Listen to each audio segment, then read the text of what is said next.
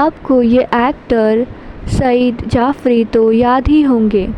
आज हम आपको उनसे जुड़ा ऐसा चौंकाने वाला सच बताने जा रहे हैं जो उनकी मौत से पहले सामने आया था। ये सच अगर आप जान गए तो सईद जाफ़री आपके दिल से उतर जाएंगे।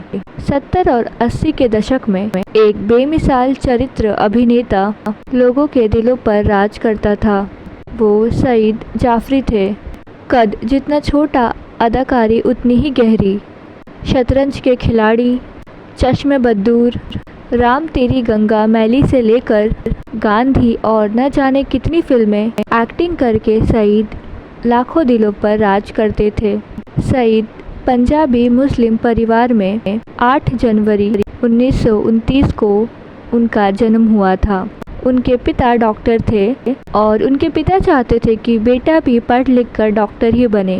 इसके लिए उनको पढ़ाई के लिए अमेरिका भेज दिया गया। हिंदी फिल्मों में भले ही ये चरित्र अभिनेता थे, वो लंदन में ही बस गए थे। 15 नवंबर 2015 को उनको अचानक ब्रेन हैमरेज हुआ और वो फर्श पे गिरकर बेहोश हो गए। फिर उनको कभी भी होश नहीं आया और उनकी मौत हो गई थी। उनकी मौत से पहले उनका एक हैरान कर देने वाला सच सामने आया था, जिसके बाद वो लोगों के दिल से उतर गए थे।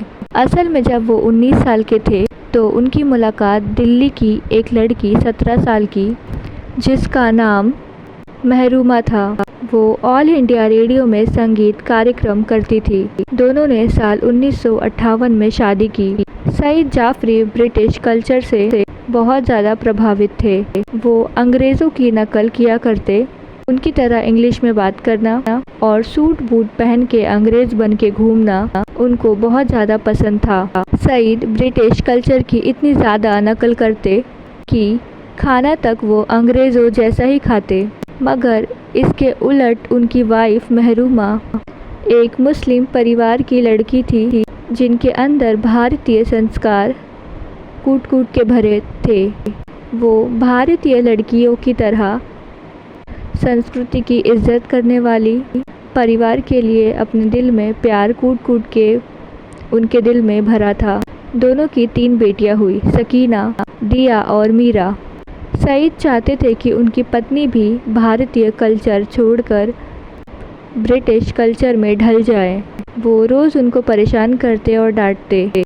वो उनको अंग्रेज़ों की नकल करने को कहते, उनकी वाइफ को। जब उनकी वाइफ अंग्रेज़ों की नकल नहीं कर पाई तब सईद उनसे नफ़रत करने लगे। उन्होंने अपनी बीवी से बात करना ही बंद कर दिया। पति की हरकतों की वजह से उनकी वाइफ एक जिंदा लाश बनकर रह गई थी। इसी बीच सईद का अफेयर अपनी को स्टार जेनिफर से हो गया। जेनिफर उनको इतनी ज़्यादा पसंद आ गई, उन्होंने 1966 में अपनी पहली वाइफ को तलाक दे दिया।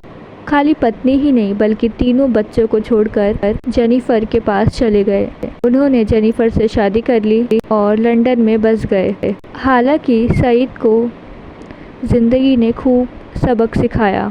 वहीं उनकी पहली वाइफ जो उनका बहुत ज़्यादा ख्याल रखती थी, वहीं उनकी दूसरी वाइफ के लिए सईद एक इंसान थे जिनसे उन्होंने शादी की थी। जेनिफर सईद का बिल्कुल भी ख्याल नहीं रखती थी। जेनिफर के लिए सबसे पहले उसका करियर था। सईद ने खुद अपनी डायरी में कबूला था कि वो अपनी पहली वाइफ को बहुत ज़्यादा याद करते थे। सईद और जेनिफर बस एक घर में रहने वाले 2 अलग अलग लोग थे जो कभी भी एक नहीं हो सकते।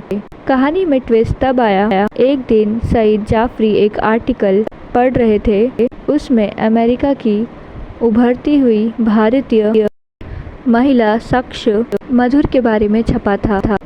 उनकी हाल ही में एक बुक रिलीज़ हुई थी।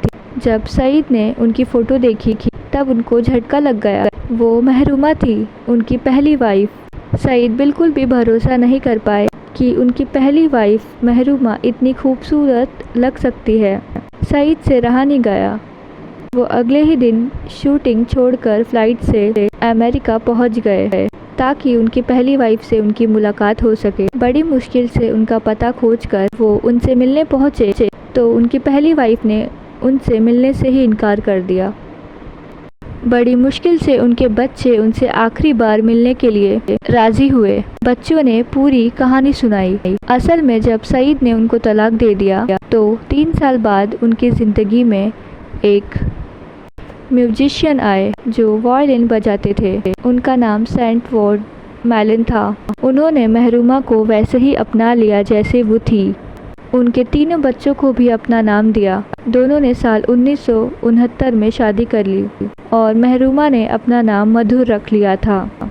इसके बाद वो बच्चों के साथ अमेरिका चली गई थी। यहीं पे वो एक मशहूर एक्ट्रेस भी बन गई थी। सईद जाफ़री ने ये कबूल किया था कि वो महरूमा को छोड़ के सारी ज़िंदगी पछताते रहे। तो ये थी कहानी सईद जाफ़री की। आपको इनकी स्टोरी कैसी लगी मुझे कमेंट में ज़रूर बताइएगा। इस वीडियो को लाइक कीजिए, मेरे चैनल को सब्सक्राइब कीजिए और जितना हो सके उतना इस वीडियो को शेयर कीजिए। थैंक यू सो मच मेरी इस वीडियो को पूरा देखने के लिए। Thank you. मुझे कमेंट में ज़रूर बताइएगा कि आपको ये वीडियो कैसी लगी।